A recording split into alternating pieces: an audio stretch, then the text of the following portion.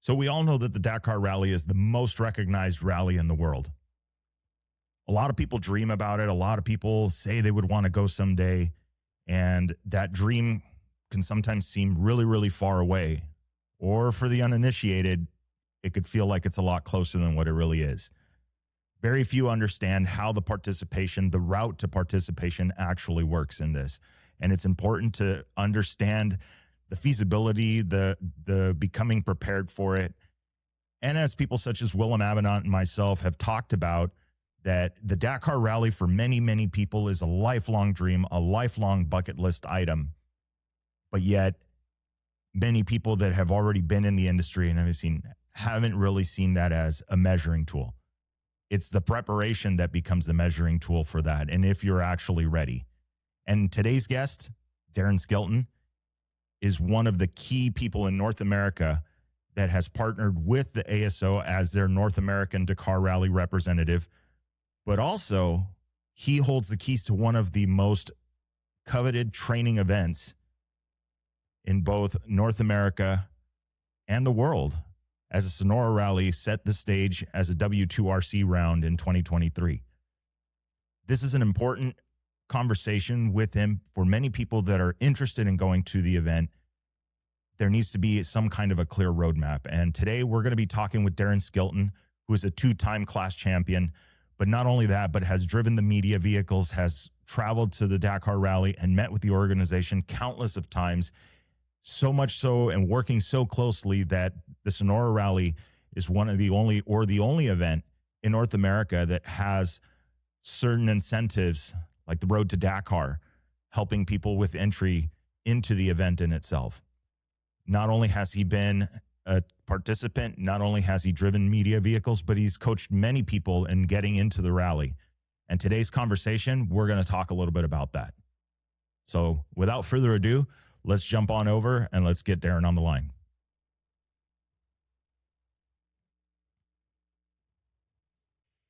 All right, Darren, welcome to the show. How are we doing this morning? Victor. Good. Great to be here. Thank you. Excellent. Yes, my pleasure. And I'm looking forward to learning a lot here. So, well, all right. So we're just past the halfway point in the Dakar this year. And I know a lot of people are dreaming about this and getting to the Dakar, but really few people kind of understand exactly what it means to try and get to the Dakar. Tell us a little bit about your relationship with the Dakar, and then also your event, the Sonora Rally. Sure.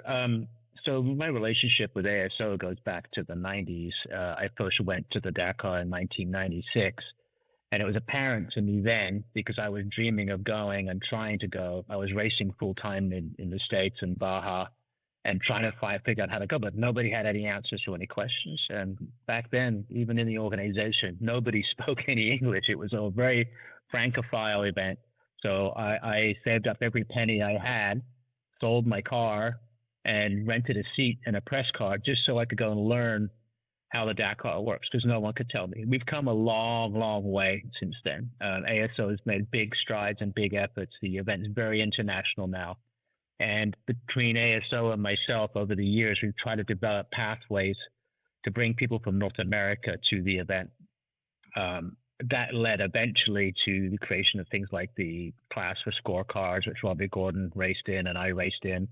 And Nathan Hayashi is running in now. It's called Open category under FIA. And Nathan was a perfect example of someone who had the dream. He came to our rally schools in Sonora and then did the Sonora Rally and then went off to Morocco and then to Dakar. He had to build a car in Canada, get it passed by technical inspections.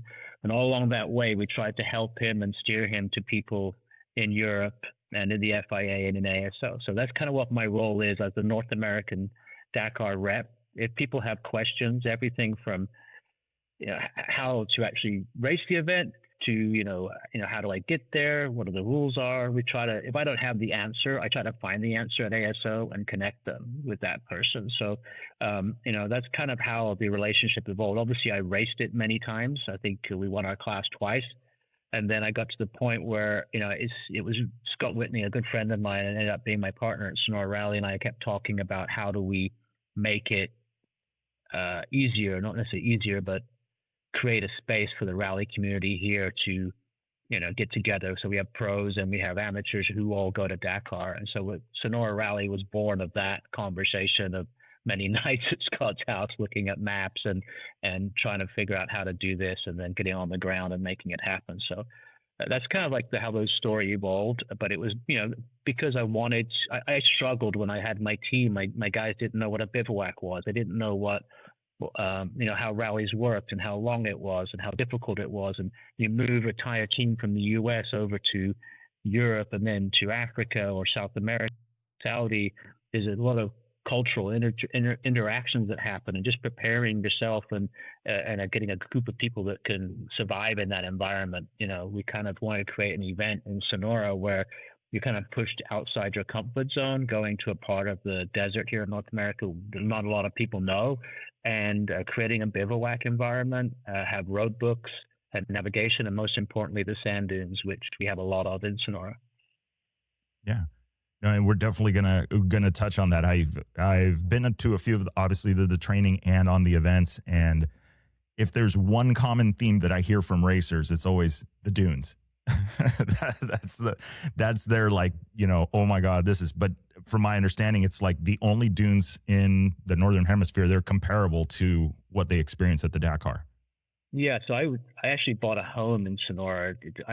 Just by chance, and I remember driving through San Luis Rio, Colorado, and through the desert there, and going, "Oh my God, this looks like Mauritania in North Africa." And that was my first instance, back in 2006 or so, that sparked my interest. And then I learned more that the Altar Desert is the largest dune system in North America. It's the only erg in North America. There's only 5 places on the planet that have ergs, and that's one of them. A majority of it is national park, but there is sections that are accessible, that have been used for off-roading for many, many years, probably 50 years, with the locals doing their travessiers there. So we wanted to, we wanted to have an event where we could have those big dunes, because having raced in the U.S. and Mexico for many years, I knew we had very talented racers here that could compete. But the one thing we didn't have was a lot of experience racing in the dunes. We had a lot of experience playing in the dunes, but actually racing with navigation point to point is a lot different, trying to cross certain sections of the sand dunes, and you have to go the quickest way or find the quickest way. So I knew that was a spot where, when I went the first time, it blew my mind a little bit. And every American and Canadian and Mexican that's gone over is the same thing. It's like, oh God, we race, but we don't race in these dunes, So getting comfortable and getting quick in that environment is something that we needed to have a race to help people with that. So that's kind of what our motivation was. We knew we could do a rally anywhere, but what we searched for was that experience, because you'll see, there's going to be a couple of big dunes days coming up here, like towards the end.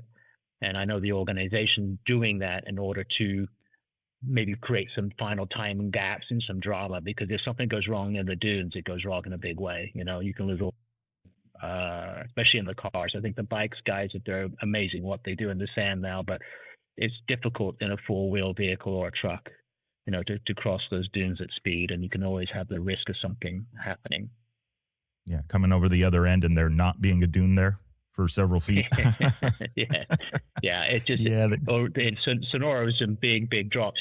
Several of the competitors, especially you have to read the conditions. If there's been rain in the past few months, or it's very, very hot, the sand changes and it will do different things. So we noticed that in our event, when people come to Sonora, and if we had a rainy winter, that the dunes, are very tricky in a 4-wheel vehicle, because the top is soft, but underneath it's still hard from the moisture that's trapped underneath. So knowing and learning to read these are super important, enabled you to get through the dunes safely. As part of the strategy, for sure. So with that evolution, I mean, you like you said, is 2-time class winner, and then starting off in the media seat, and then building that bridge and helping teams build that bridge. Like, over the years, like from your vantage point, what does the Dakar actually represent for competitors now? I think it still represents like the Everest of off-road or the Olympics of off-road. It's just such a long event, even though it's, when I first did it in Africa, it was 3 weeks, it was 24 days, it was insane. But they've condensed the event down now a little bit because it just for manageability and expense wise. And also, a lot of competitors just didn't have the time. There's very few people that could afford to do the rally and also take off an entire month.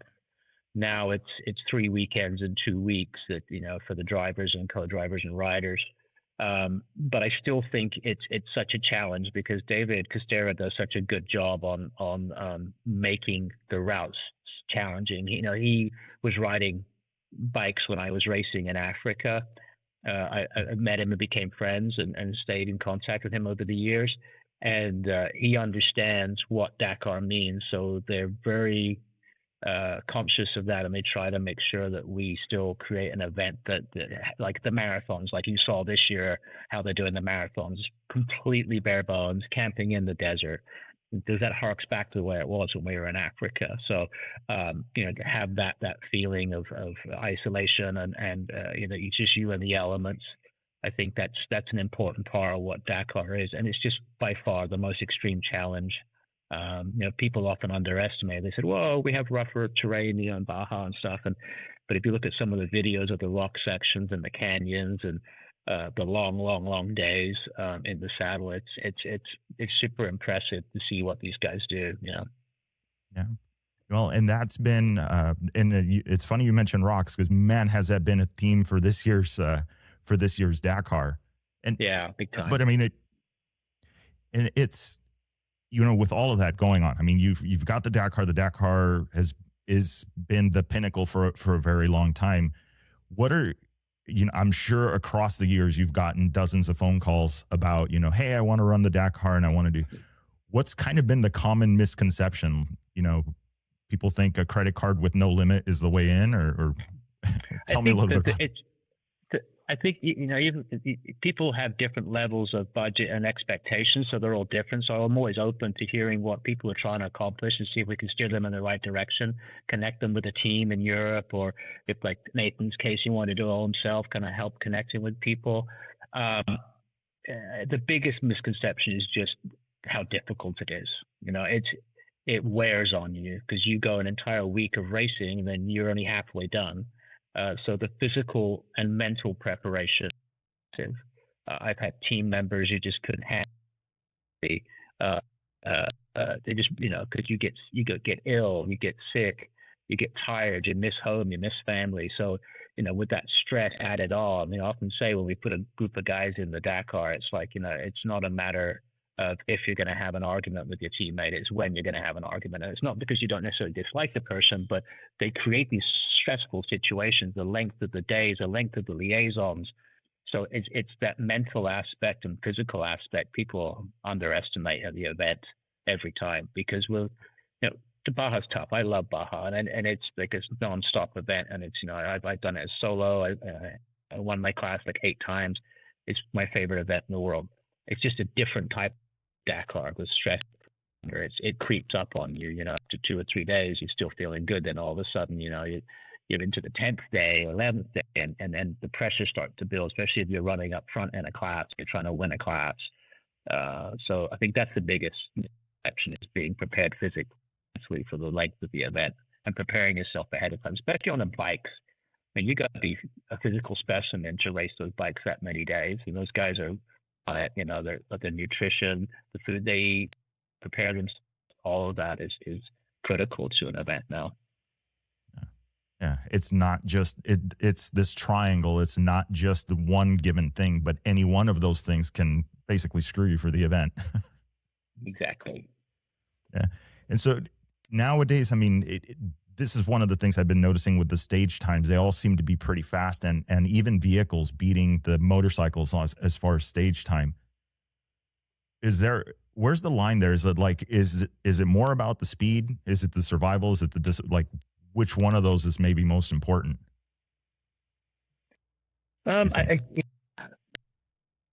now, watching the rally this year, the gaps are so tight, and there's so many competitors vehicles and riders, drivers out there. So, you can see that the gaps have been pretty tight on very high speed stages. So when it's a fast stage like today's, everybody's sort of right there. There's not a lot of challenge. It's just like who can pin it, win it. But I think that another big thing we've seen the last few years is this yo-yo, especially on the bikes, and we're seeing it this year in the cars because the cars are leading out on their own track. Like tomorrow when they go to the marathon, the lead car will have no bike tracks to follow, which has always been a big advantage for the cars. But now, David's kind of like separated it a few days, kind of put the pressure on those guys. And what you're seeing is you see running up front for that day, and then they'll maybe want to have a different starting position the next day, and then they'll make the time up by field. And you'll see guys, win a stage and then be 15th because they have to lead out. So it's that part is quite complicated.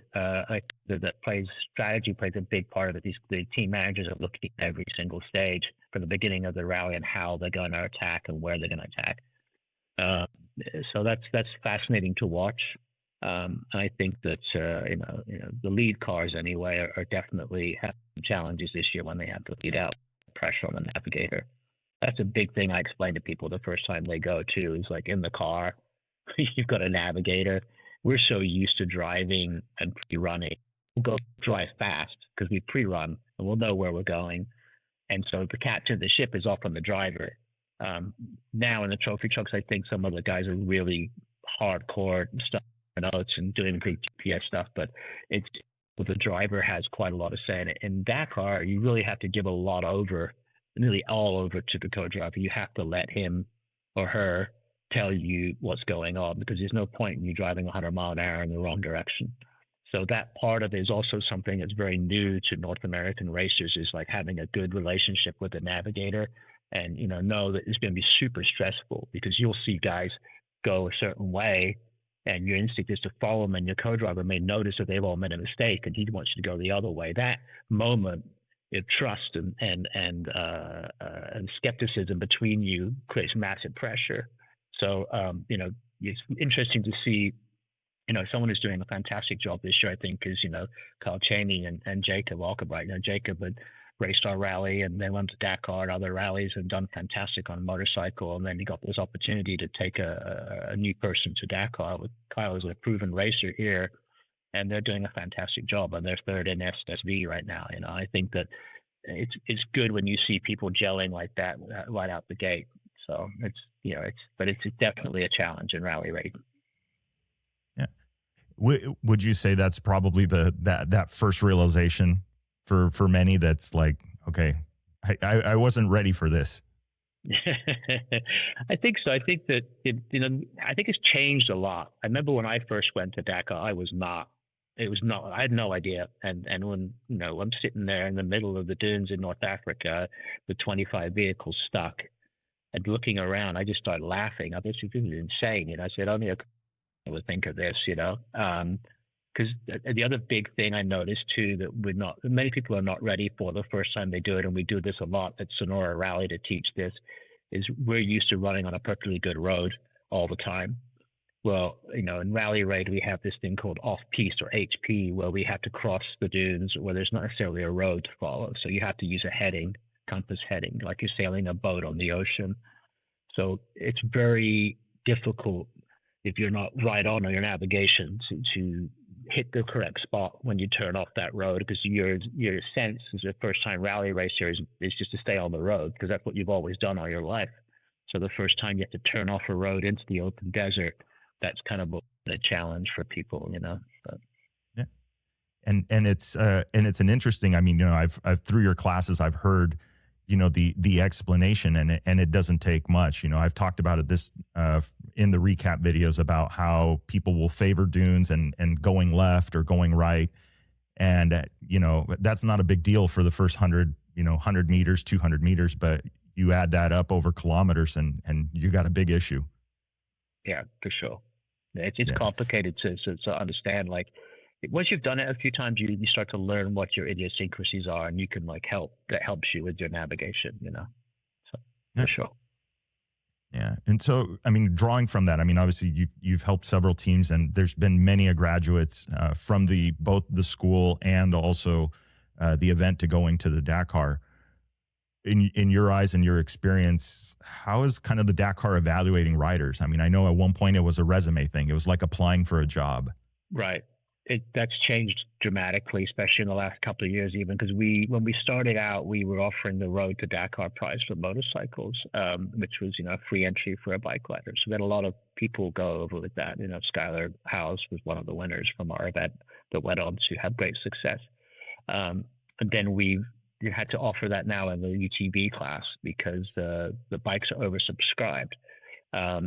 So what they do is they have a selection process. ASO also organizes the Tour de France, and they've been that way in the Tour for a long time. Like they only accept certain teams in. There's an oversubscription to get into that event. Well, it's a similar approach with the Dakar. Now you have to have competed in qualifying events, and Sonora Rally is the only one in North America right now that gets qualifying points. So, and then you usually have to do 2 events like Sonora and one other in the 18 months before you want to compete in Dakar. So you have some time to do that over a 2-year period, perhaps. But that they look at that, they look at your results, make sure you finish. You have to be a finisher.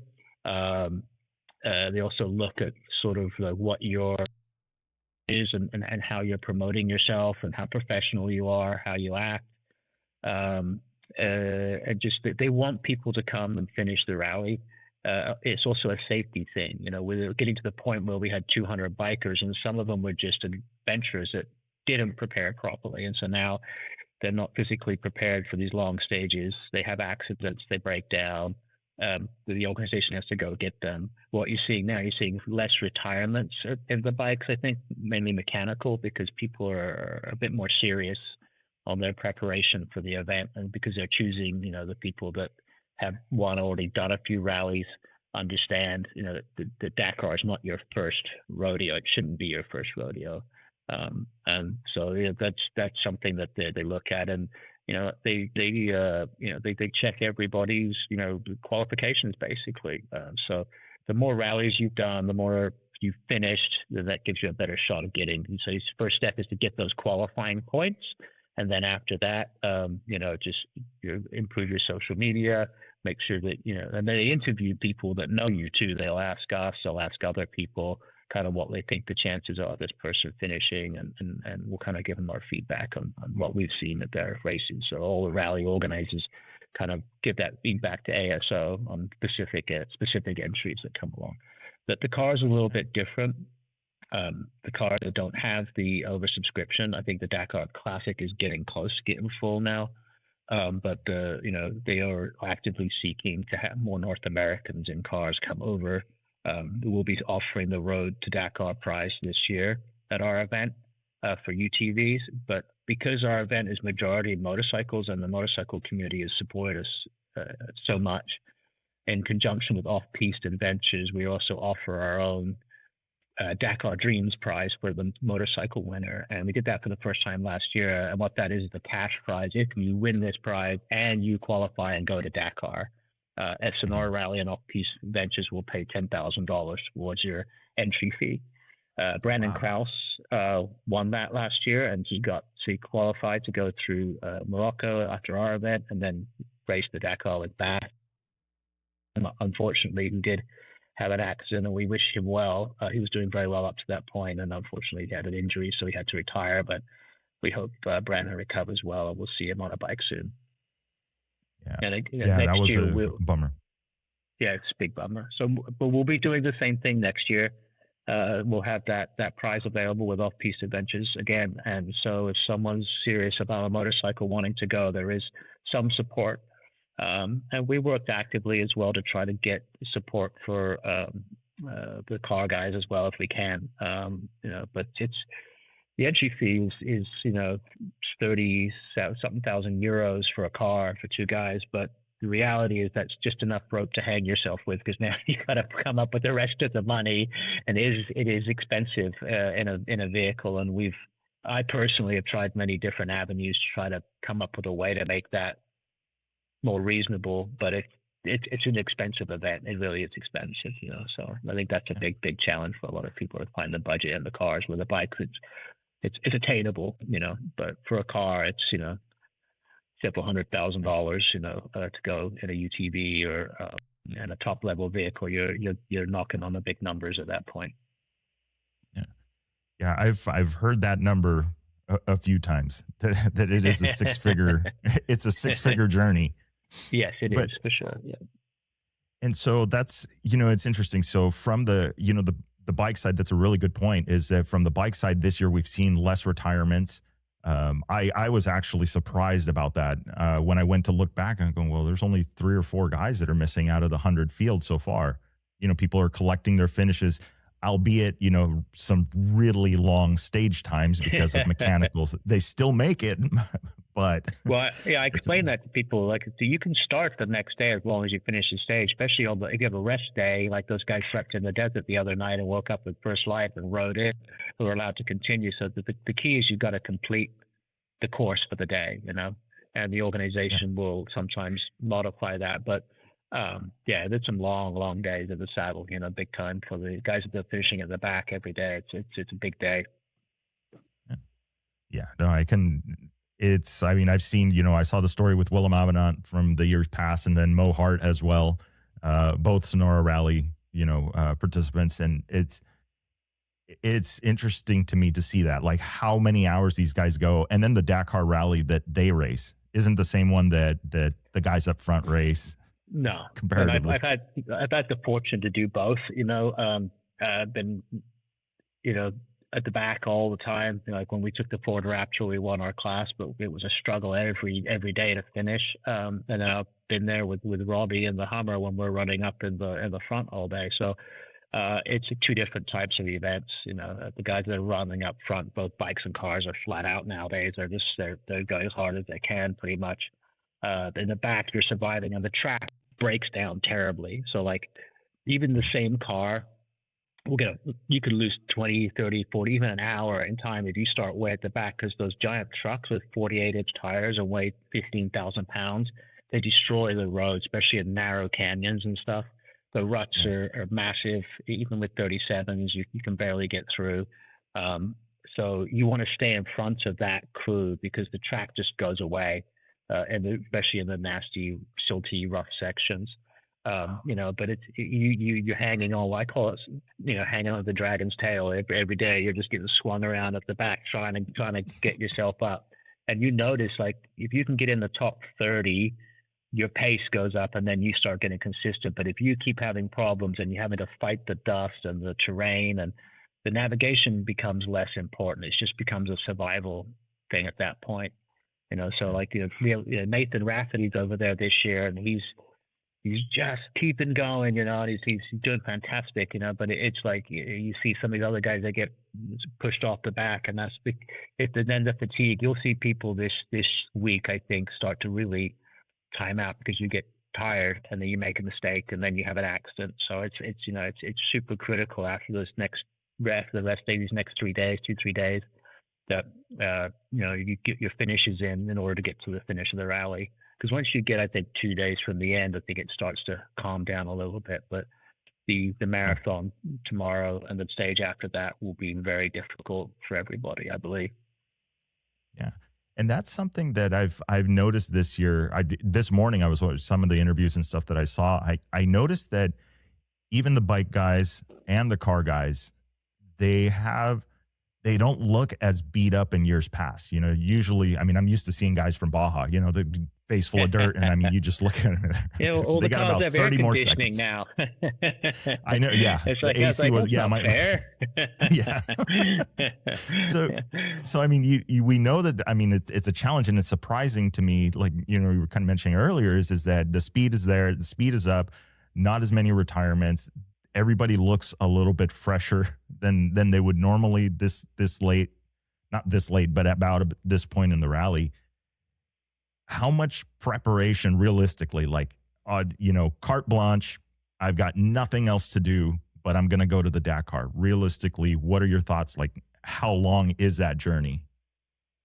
A minimum of 18 months, if people call me today, I'd say you need to start talking about Dakar 28, sorry.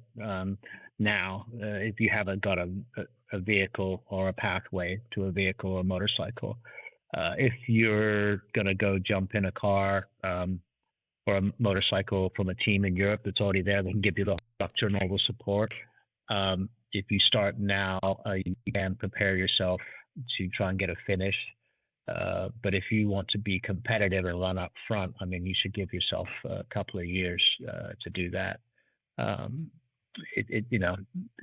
the overall in the cars, I mean, we're seeing, someone like Brock Hager, though, who's phenomenal driver, jump straight in and have success in the side-by-side category. But he's racing a car and score that's considerably faster than the car he's racing there because of the speed limits they put on it. So he's quite comfortable in that car, and the navigation is not quite as hard in the back midfield there because they get to follow tracks the whole way.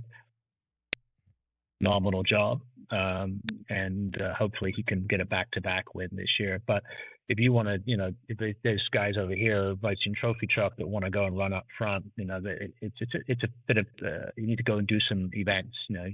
Our event, Morocco, Argentina, some of these other events we get to see what the navigation's like as an introduction, and then secondly to see how your pace compared to some of the top guys, because they are very fast. You look at the field this year. I mean, top 30 in the cars are all fast. So but that's generally what I say. If someone calls me with a project, I try to say 18 months. Give yourself that to get to where you want to be. I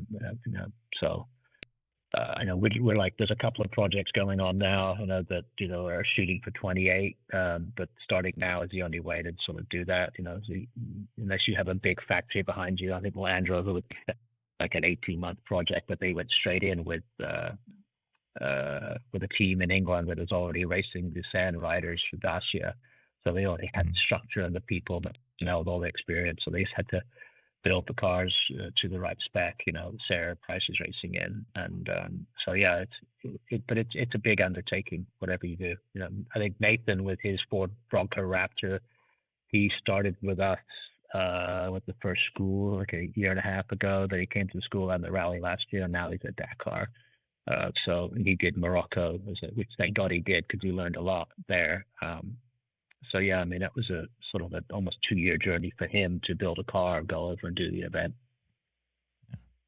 Man, that seems realistic. I've seen a few people that have attempted it. I've also heard that, well, yeah, I want to try and see if I can still get into the Dakar for the next year. And I go, well, that's not the conversation to be having. And that's not the conversation to be having at this moment. Okay. So like with this 18-month, I mean, realistically, if we're looking at it in an 18-month process, what for you and what your experience, what's kind of the hardest thing to manage in this? The finances, the physical, the mental, like what ends up being the thing that you end up having to pull the plug of going to the Dakar? Well, I think first off is finding, the budget. If it's something that you're going to save up for or something you got sponsors, it's like that process.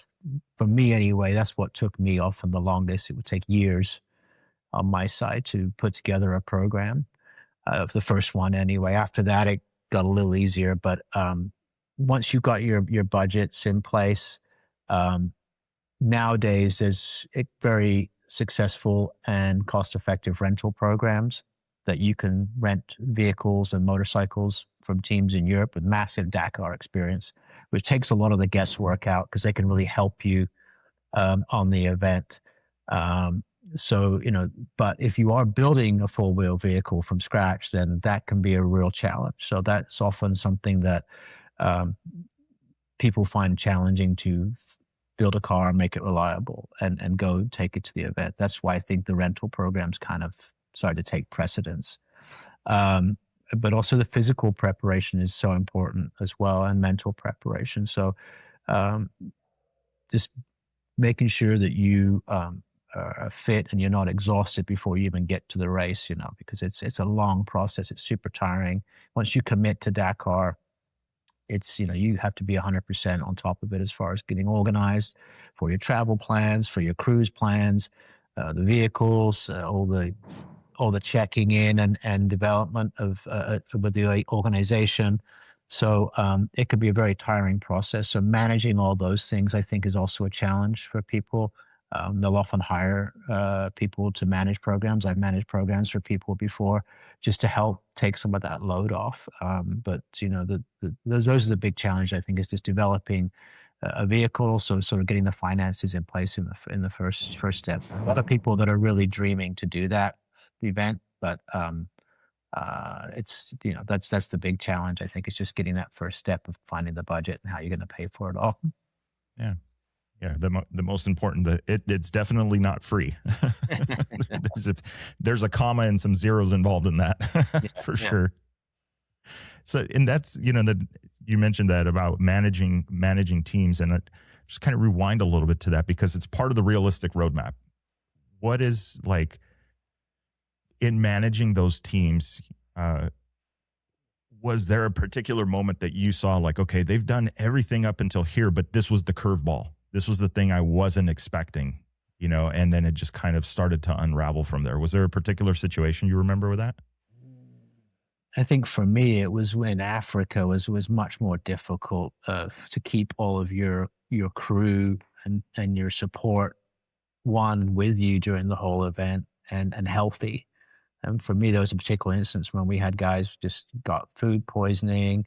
So now you lose 2 mechanics, and if you don't have a big team, it's hard to fill those shoes in. Or you have one year we had a mechanic put the wrong fuel in a support truck, and so the support truck broke down, and we didn't get the support truck for 2 days.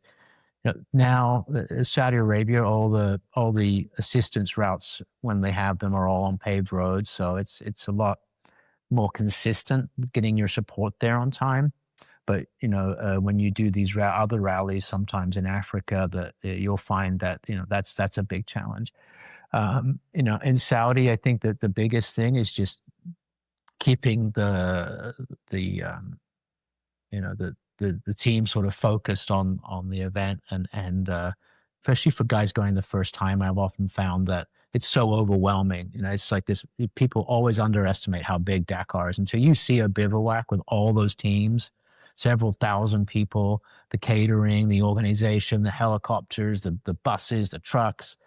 It's massive, and that's something that your second or third time there, you're not thinking about that anymore. You're just focusing on your job at hand. So that's been a bit of a curveball. Sometimes people going the first time, they're just like, they're a little like deer in the headlights, they're like, oh, this is a big deal, and so that's nerve wracking. And so, being, having a good approach to the event in that your expectations are at the right spot for what your capabilities are and what your vehicle's capabilities are. That's often important. And sometimes that can cause a problem, but just simple things like, putting the wrong fuel in a car or the wrong pump because the pump color matches what you have at home, but it's not the same there. And, thinking because you're tired or you don't tighten up the certain, mechanic might put something in the wrong way around. I've had that happen, or not put a snap ring back on a hub and the hub falls off on the car. I mean, it's like, so it's a team effort because it's not, you ride or you drive all day, but you got to hand your vehicle off to somebody that you trust.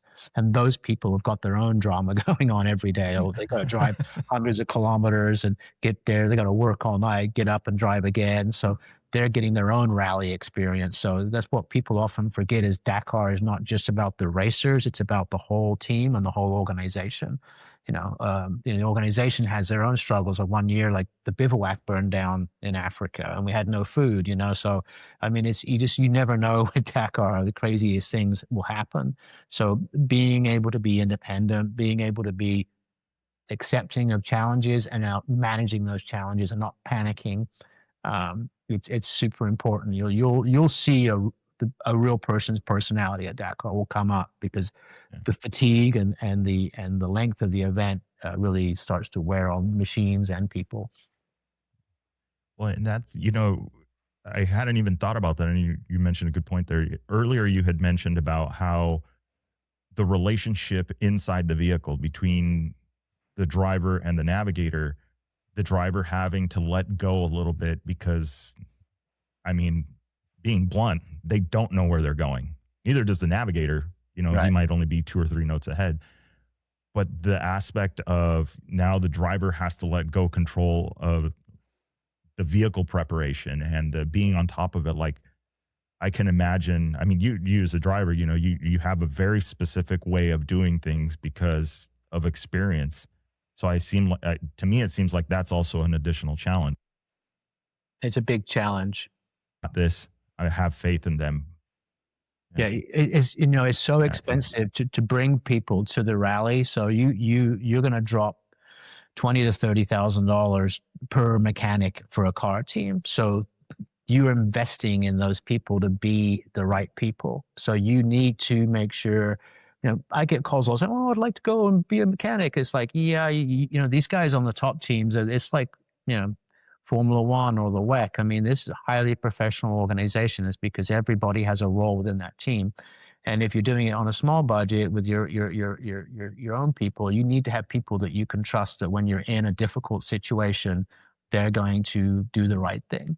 And so that's part of why it's important to go to other events before Dakar. Because if you put them in that stressful situation in the world's biggest off-road race, for sure you're going to have a mistake made. So, having some time to sort of learn how the team works and functions. But like I said, in today's rally, I mean, 90% of the competitors are going there with teams that are well established, that are offering services well beyond what we would have ever imagined 20 years ago.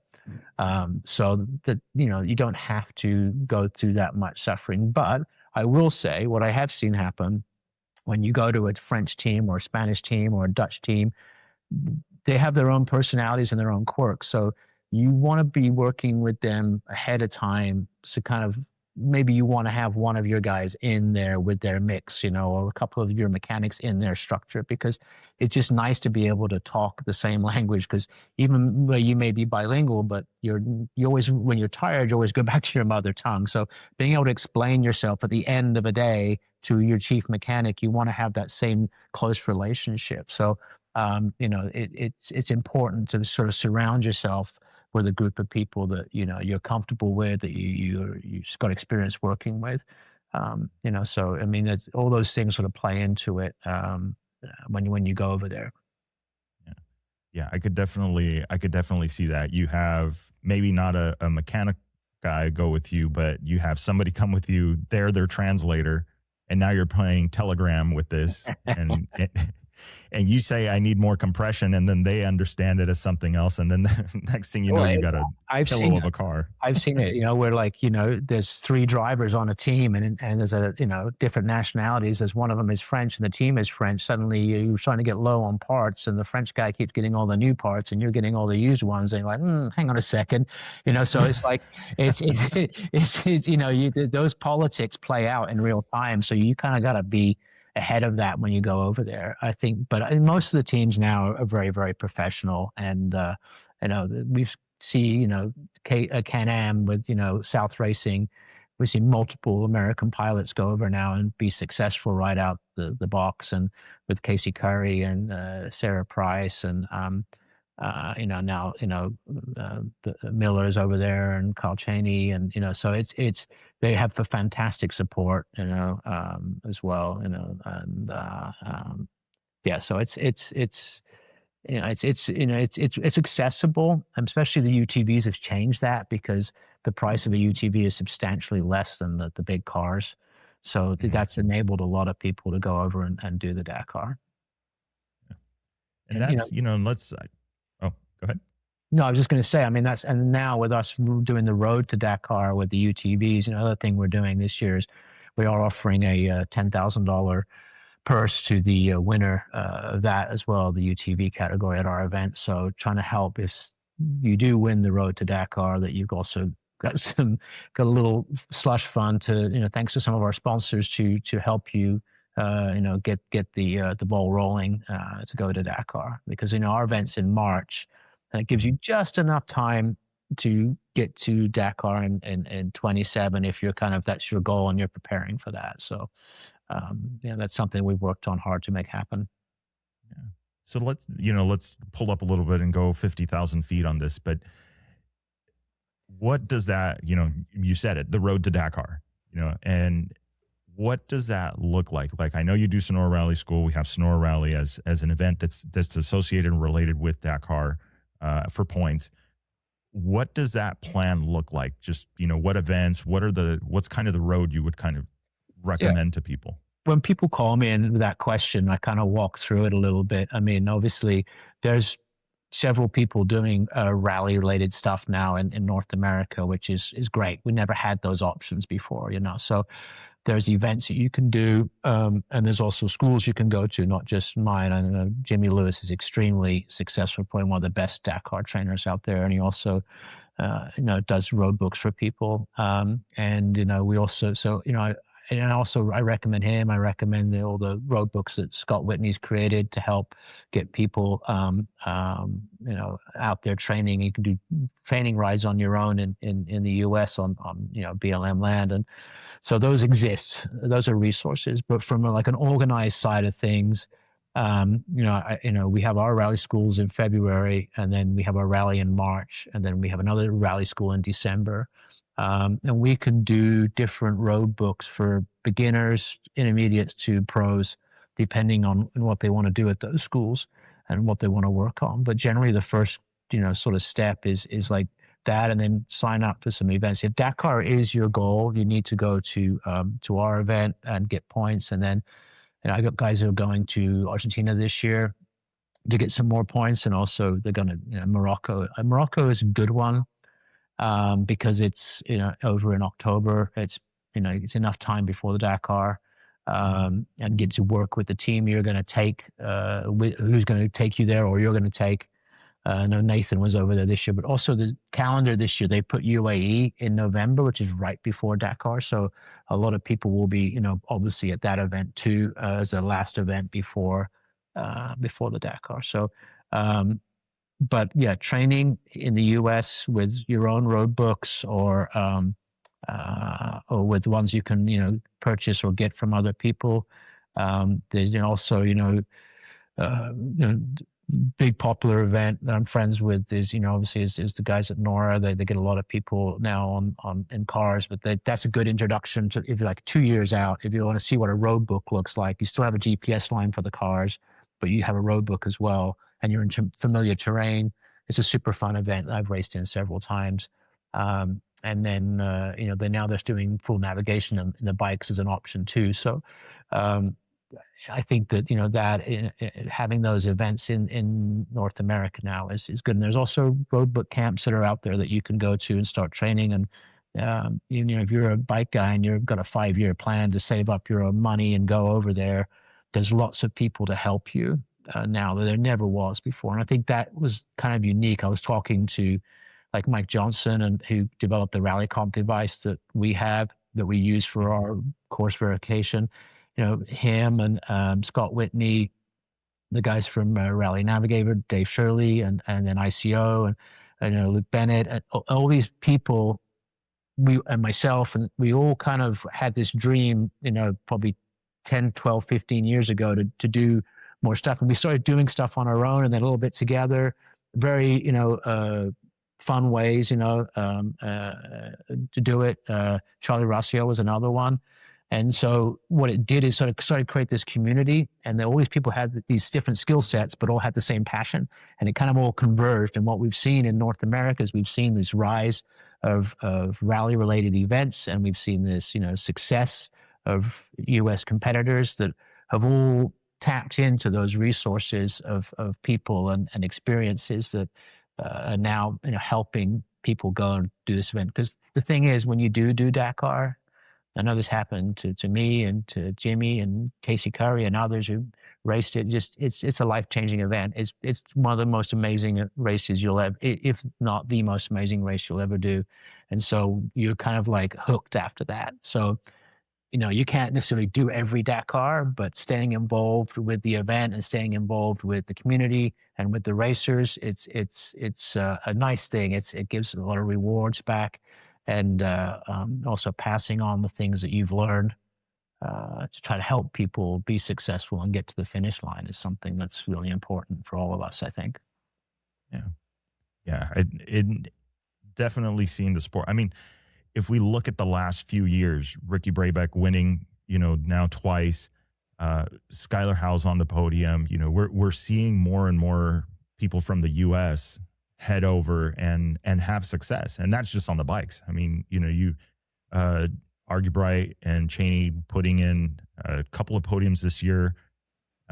Who's the now I can't remember all of these. We have a lot of Miller has got Jeremy Grant. Jeremy was co-driver who won Dakar, won stages there, and also won Sonora Rally with Chris Blaze, and so Chris is another amazing Dakar racer from years past. So I think all those trailblazers, and Kellen Walsh as well, is a fantastic motorcycle racer, and now has been navigating with Mitch Guthrie, and they've won a couple of stages this year, and Seth Quintero won a stage. So it's we're seeing Americans at the forefront. It's a long way from where it was 20 years ago. I mean, it's unbelievable that the changes that have happened now, and the expectation that the resources that are there for some of these guys to step right into a team and get heavy duty training and development, and also the teams are looking here to the US for riders, and for Preston Campbell, another one. He won Sonora Rally last year. Now he's leading the Rally 2 category.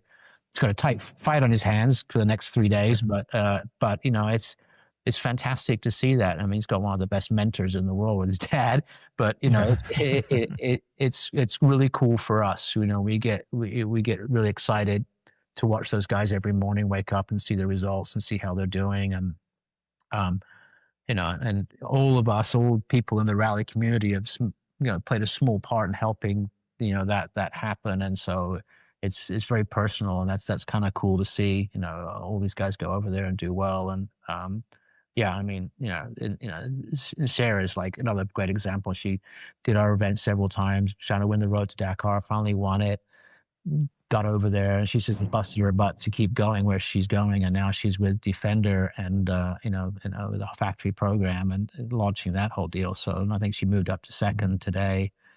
So she's, it's really cool to watch. Yeah, it's definitely you can see the bug that people have caught, like they've caught on to it, and now that's what they want to do, or it's become the goal. The path has become clear to where now more people are saying, more racers from the US that are successful here are saying, okay, well, now I want that. Towards it. Yeah, well, hopefully we'll get more. I mean, that's what we're here for. I mean, love to see a few more car guys give it a shot. The bike community's been a big supporter of rally for the last 15 years, but we're starting to see more and more car guys getting interested.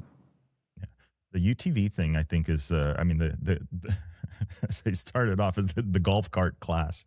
Yeah. The golf cart class is it has definitely been interesting. I think it's we've seen it here, the boom, right? For Baja, for any of the racing here in the States, it's become such a big boom, because you can take a car that's pretty much designed specifically for this kind of abuse and then take that somewhere else and be successful with it. It's the recipe to a race car isn't as big as like, I'm going to take this 1963 Volkswagen and turn it into a 516. It's amazing how quick the cars are right out of the gate now. I think if they didn't have the speed limits at Dakar on the vehicles, because they're limited to 135 per hour, they would be way up in the standings, because they're very, very good and well developed now. I know Can-Am's got a new vehicle this year that kind of had a couple of issues, teething problems with at the beginning, but there's no doubt that car is going to be viciously fast too.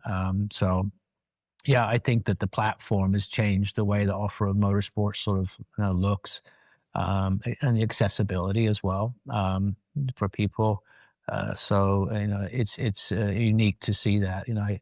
It would like to see. We'd love to get a few more guys down at Sonora Rally this year, because we get probably 12 to 15 UTVs competing with us. But generally it's people who really are interested in rally raid and want to go to Dakar. So but it's a super fun event, and it's a great way to learn what the differences are between your normal off-road race and a rally raid. Mm-hmm. Yeah, it makes it's more accessible, so to speak. I mean, that's the we've set it up too, because we knew that even our gaps for the fuel that we've sort of based off what a stock UTV could do, so someone doesn't have to modify their UTV to go and experience a rally for the first time. So as long as you can run with a stock tank in the production class, and with a few safety features you have to add on. But you can come down and like the guys that won last year in the Yamaha is a perfect example of that. They bought that car, minor modifications, and they've been coming every year, and just having a great time, and getting faster and faster every year. And now they ended up winning the Road to Dakar prize last year. So it's available and it's accessible to people now that it never was in a way before. Yeah. So here we go. More the attendance numbers will go up. I hope so. Yeah. No, both in Dakar and obviously in the Sonora thing. I mean, the bug is there. I get messages all the time. Hey, we're looking. Thanks for doing. Wish we knew this. Wish we knew that.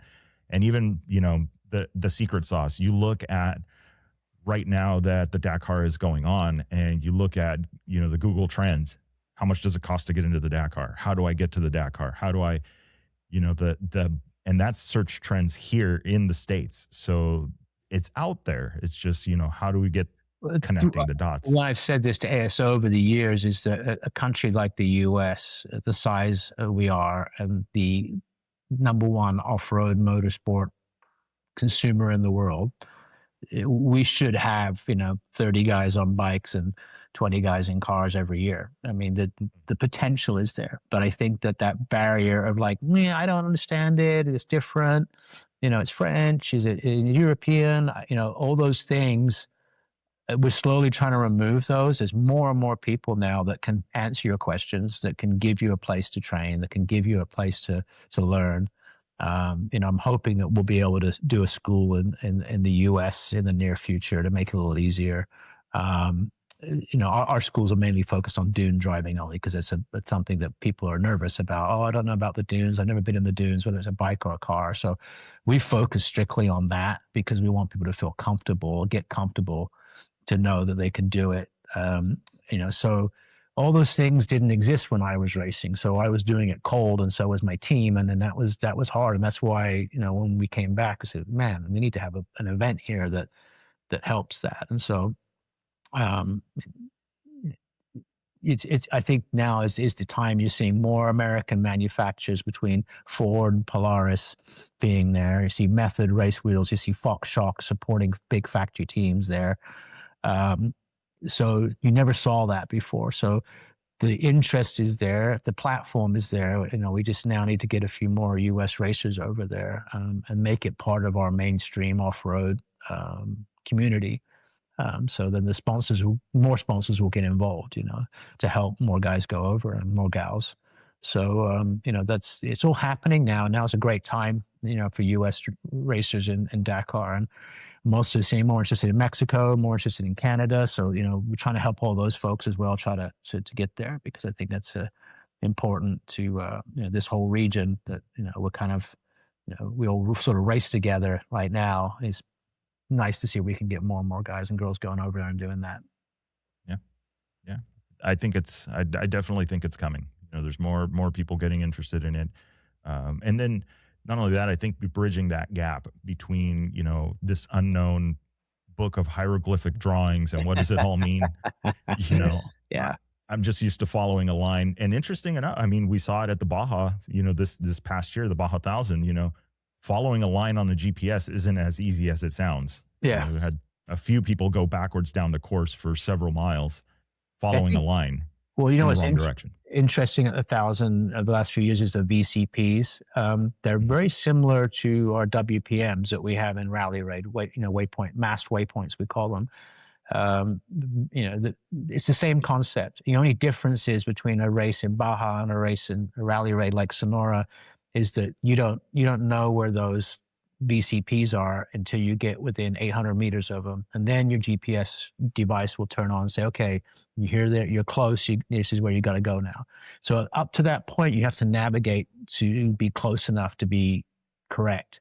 So we don't give all that, we keep the course secret. So that is a challenge for people. They don't like that, they're not used to it. And also the hieroglyphics, as you said. I mean, a lot of the terms in the road books, I've got French derivatives, So it doesn't always make sense. They have kind of helped a little bit. They've added more English derivative symbols now, so that makes it a little easier. But that's kind of why you have to train or find a navigator that's got the experience. So yeah, but there is some it starts to make sense when you having done both types of racing. I can see, like, if you're a history buff of Baja racing, for example, you go back to the 60s and 70s. I had a neighbor in Long Beach who had collected a lot of this stuff and near my shop, and we went there one day. They had a full scroll, just like an old-fashioned scroll, like we would use a mechanical scroll on a motorcycle or in the cars. And they had notes, they had different columns, they had drawings. So Baja started with original, route notes. We all used to use them up until the advent of GPS. So, the tulips, for example, all that stuff started in Baja. So it's not something that is just exclusive to the rally community. It's just that there was a divergence at a certain point in the way that they do the events. When Thierry Sabine started the Dakar in 1979, he's like, this is how it's going to be, But he came and visited Baja and Sailfish and went to the Baja 1000. So he was a smart guy. He kind of looked at it from an international standpoint. So there is some commonality between the two worlds historically, but just sort of adapting yourself and learning how to do the rally racing is the trick, and applying your skills into that environment. Yeah, and actually, it's funny how I thought you were going to say stub cans. He had stub cans laying around. That's where I grew up racing. I did. My job was to make sure that stub can, that I watched that ticket go all the way in and was not caught in the. I still have my first stub can somewhere at the shop. I'm never going to throw it away. Just for old time's sake, Yeah. Yeah, then you remember the at the end, you'd go through water or whatever it was, and then there's like a puddle in there, and it's just this melted, melted hodgepodge of tickets, and hoping that they can count them all. Yeah, but it's tricky because there's certain things, like even the pros end up making mistakes. Like this year, one of the riders left the start line and didn't go through the last set of gates and got a 10-minute penalty. And it's like, that's one of the things that we try to teach at our schools. Is we second day, we spend time talking about how the rally's different to what we're used to. Is that, no, I know it seems silly, but you got to go to these gates at this time, and you got to go out when you leave the checkpoint to this way, even though you may want to go the other. It's like, just learning the rally thing is one thing is they're very strict on is timing. And, like when you line up in the morning, what time you got to be there, and you get penalties if you're late or if you're early. So all these are little things that, we try to help people understand that it's not just showing up to race. You got to understand the format. Yeah. And what are your thoughts? I mean, this is kind of in closing on this is, what are your thoughts on the competitive side of it? Because in Baja, the way I've seen it for many years now is you go to pick any one of the Baja races and you've got 1, 2, maybe 3 guys that, as long as they stay upright, if they don't find a rock, they don't roll it, whatever, that's it. That's the race right there. It's one of those 3 guys versus in rally. I mean, how do you see that competitiveness? It's changed so much now. I mean, I was just looking at the results this morning, and I mean, it's crazy. I mean, before it used to be, if you showed up with a decent car and you're a decent driver, you could get a top 25 result on a stage possibly, and kind of get up there, mix it with the fast guys. When I first went over, we showed up with a car and we were running right at the front at the Morocco Rally, straight out the gate, because we had some technical advantages at that time. But over time, it's gotten so fast, and the big teams have gotten so consistent. I mean, Toyota Overdrive, they've probably got 10 or 15 cars there, so they've got all this data. The guys are just, and they're professionals. These guys they spend to do nothing but race, or they come from other backgrounds like Sebastian Loeb, Carlos Sainz, Ekstrom. These guys are all professional rally drivers that did it for a living. So it's so tight, and you see the top 20, all the cars now, there's 25, 30 cars that are highly capable of winning the stage. So now it just comes down to reliability in the driver. So but the one person who bucks that trend is NASA. That guy, I mean, he's winning and winning, even though he's got all this pressure. It's truly remarkable how fast that guy is, and how consistent he is. He's always fighting at the front. But if you look around, I mean, all these guys, another person who's super impressive is, Martin Prokop. I don't understand why Ford never put him in a factory car from the start, because he was always flying the Ford banner and running up front with a car he built himself, with a team he developed himself. And he's shown it this year. He's just, with a 1-year-old car, he's like knocking on the door all the time. So there's people out there that are highly competitive. And when you see what, NASA did when he came over with Toby and raced Baja, I mean, those guys were, first time they ever showed up, they were right up front, finished second overall. So the quality of the car side, which I have the most experience with, obviously, is very, very high. And I think the same is said of the bikes. I mean, although I will say that, Daniel Sanders has been on a tear, the last year. So, he won our Sonora Rally in 23 when we were part of the W2RC. And that was, ever since then, he's sort of been, right up the front all the time. But, if you look around, the quality of the riders in the first 15 are just phenomenal, all super quick. Ross Branch as well, they're super fast. It seems to be like it's kind of there's a handful of guys in the cars that could win, but I think right now it's kind of coming down to the 3 guys in the bikes, that could possibly win. But I think, the cars, anything can happen. The gaps are minute for a car at this point. Unbelievable. Yeah, it's a penalty, a flat tire, there's just so much. There's so many variables there, and these guys, obviously, they're trying to control all of them. But I think the stage. So we've got the marathon coming up tomorrow, and then the next day is the second half of that. The day after that, I think that navigation in that will throw some monkey wrenches into this thing, because it's going to be this type of navigation that we used to get in Africa, where you would come into a village or a town and you'd have 6 roads leaving, all at similar angles, and you got to pick the right one. And if you don't, you're going to lose. And there's going to be multiples of that. So I think that that's going to be a tricky day. So I think these next 3 days will sort of decide the event for sure, who's going to be the winner in bikes and cars. Yeah, I think they changed it up, definitely having the marathon stage on the second half as well.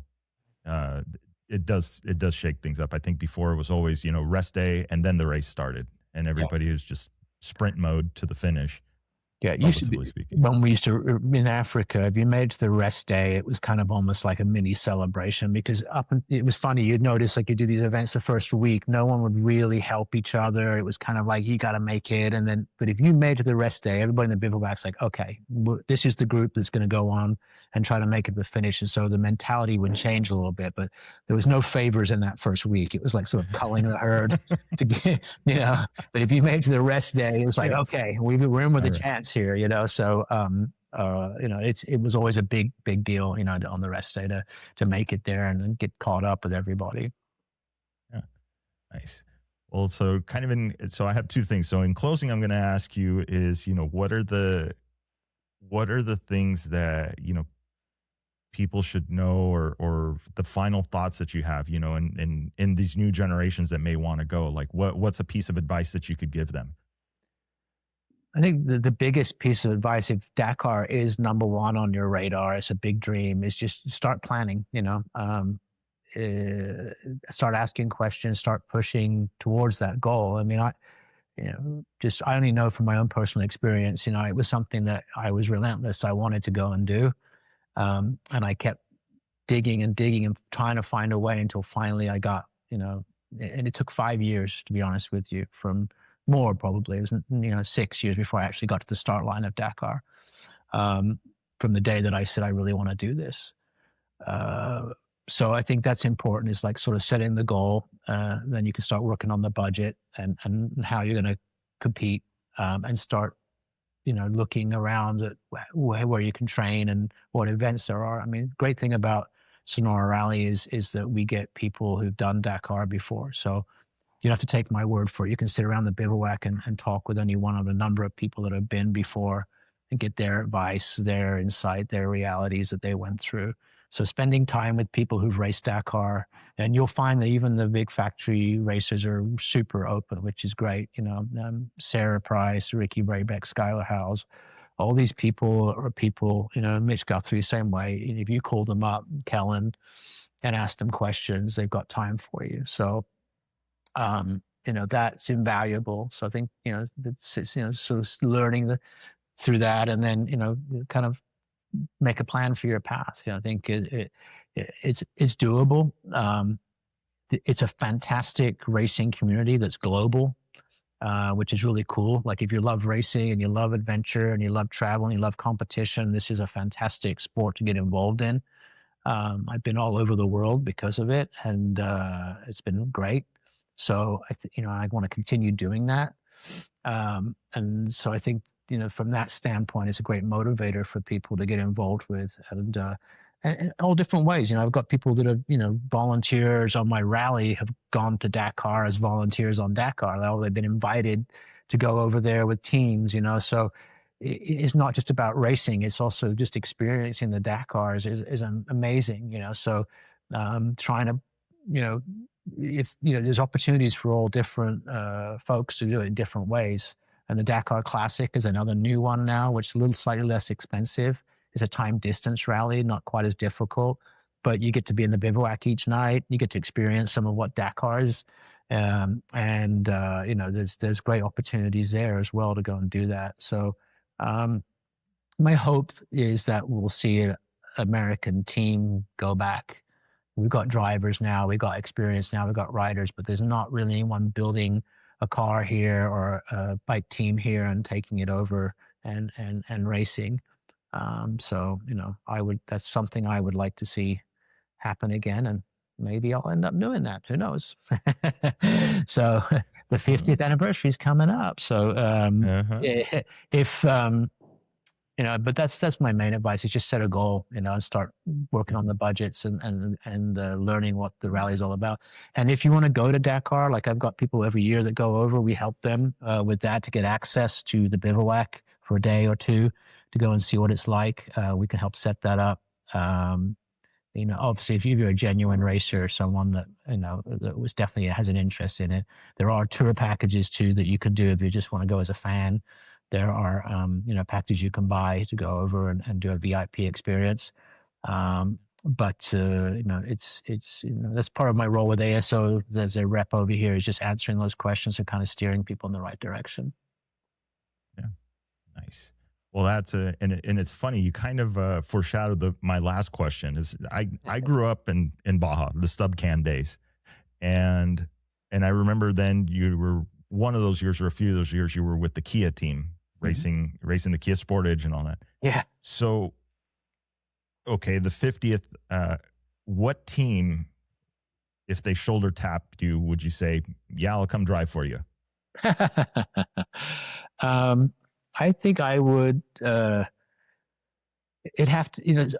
I've been very fortunate to have some success at Dakar, and I kind of got to the point after 2012 when we won the open class that I was like, that was as far as I could really go with the resources that were available and the sponsorship level at that time.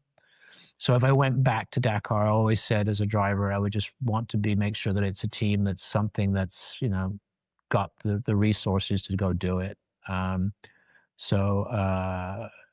It's tempting when everyone offers you a chance to go, but it's like, do you want to go and just be in what am I really signing up for? It was this famous saying in racing, there's only one thing that worse than not having a ride, and that's having a bad ride. So, that's kind of the way I look at it. And right now I work, from my racing side of things, I work with the Glickenhaus team, Scuderia Cameron Glickenhaus, who had big success at Le Mans. We've raced the Baja Boot We're developing a new version of that presently, but we did build this car called the 008, which is a 2-wheel drive, full-bodied buggy, which is a phenomenal looking car. And we've been doing a little testing and development on that. And I'm hoping to race that this year at an event. We don't know which one yet. And then, but if there was support to take that car to run it in the score class at Dakar, we have 5 cars coming up for sale soon available. So that would be something that if someone wanted to go and do our Sonora Rally or do Nora with, or go to Morocco, we can help them with that from a turnkey perspective. And it's been around now for about a year. We just haven't had the time to spend on the car, but now I think we're going to put 5 up for sale at a special introductory price. Those cars are beautiful cars and they're fast. I pre-ran the Baja 1000 with it this year to put some miles on it, and now we got it tore all apart to kind of see what it was all about. So now I want to go race it. It was never designed specifically for Dakar. It was designed as like a pre-runner type vehicle, but if we could put together a program, I would definitely like to take one of those over and race it for the 50th anniversary. But it's a matter of getting sponsorship and funding and putting a team together where we could have 4 cars or 3 cars to make it cost effective. So if anyone's out there is interested in racing a 2-wheel drive buggy, let me know. I'd be happy to help you with that, with the training and everything else. So, I would love to get in one of the factory cars, but it might be difficult. I haven't done enough events over there recently at this point, but maybe a stock production class. And I think my biggest dream, would be to race a Jeep over there, because Jeep is where I started. Jeep was in my family blood for years. We did take a Jeep over in '96 and race Morocco, Baja Spain, Baja Portugal. I've always, inside of me, felt that was unfinished business. I'd like to go back with a Jeep product and run Dakar one day. But again, it would need to have like some factory involvement or some support, to make it all happen. So maybe one day, who knows? Yeah. I mean, the Defender's running the show this time around. Yeah, it's right. It's going to just show that to everybody. Like, look, come on, let's go beat up on a Defender. Yeah. With an American car. Yeah, exactly. There you go. You're missing out. That's what's the age-old saying? It says, so what wins on Sunday sells on Monday. Yeah, exactly. I'll be happy to go take a 392 Hemi Jeep Wrangler over there. I can guarantee you, with all my Jeep speed experience, we can make that car go faster than the Defender. Oh man, yeah, that would it would be kind of cool. That's one of the ones be like calling me up in a minute, yelling at me. What did you just say? I'm sorry, I didn't hear that. Exactly. Awesome, Darren. Well, I look forward to the Sonora Rally, and we're doing some school stuff. I'm looking forward to all of it. I mean, yeah, coming up February 14th, 15th, 16th is the school, and the 15th to 20th of March will be the rally. So it's going to be here. We're really going out to Recce in like 10 days. So looking forward to it. Yeah, and this is because this is going to be on the internet for a long time. This is the 2026 schedule we're talking about, and 2026. Yeah. And he did say February 14th. So I will volunteer. If you need help explaining to your significant other why you won't be there for Valentine's Day, please send me a message. More than happy to strategize that conversation. Yeah. Do it. That's fine. Right on. Well, you're lucky you have Erin. That's, she's your right hand, your other half. So she's there. Yeah. There would be no Sonora Rally without Erin Lee. That is for sure. And everybody knows that. She works really hard on making the event happen. So I'm very fortunate to have a spouse that's heavily involved in the racing side of my life. So it's great fun. Yeah, absolutely. Yeah, it's always fun hanging out with her and the team. And I mean, she's the eye for detail, and the experience is awesome. Yeah, it was funny when we did the W2RC. The one thing all the FIA and the international people said is like, we've never eaten so well on a rally, and I said that's because of my wife. See, all the Sonoran chefs that we get involved, all the food is fantastic. The seafood and the beef, and everything. It's a good time for sure. The bivouac is, the event as a whole, but the bivouac is such an experience. I mean, it's really, really awesome to see that and be there, and just like you said, that's. For those, playing the home game, there's That is 100% accurate. Everybody is there. It's accessible. You can walk around and listen to the stories from the day. I mean, there's just so much. And then, yeah, the food, the places, you know, I mean, there's so many memories, you know, Yeah, and it's only been a few thanks, man. years. It's I appreciate Yeah. that, and that's kind of what we want to do because it was, you know, something that stuck with me as I did any rally internationally was it was part of like living the event. And one thing I always liked about rally versus off-road racing I'd done in anywhere else was that, you know, you got to spend the time and learn about the people and the culture and the food and where you were. So it was kind of like a combination of a adventure trip and a race wrapped into one, you know. So it was cool. So that's what we try No, to do. yeah, no, 100%. So awesome, sir. Well, I will let you get to it. I know we've got an event to plan. We've got some rally stuff to watch as well. So Sure. All right. Thank you, we'll Victor. be I talking appreciate again. it. Yeah, and I appreciate you taking the time. Say hi to everybody for me, and we'll see you soon. All right. 10-4. Thank you. Awesome. Thank you.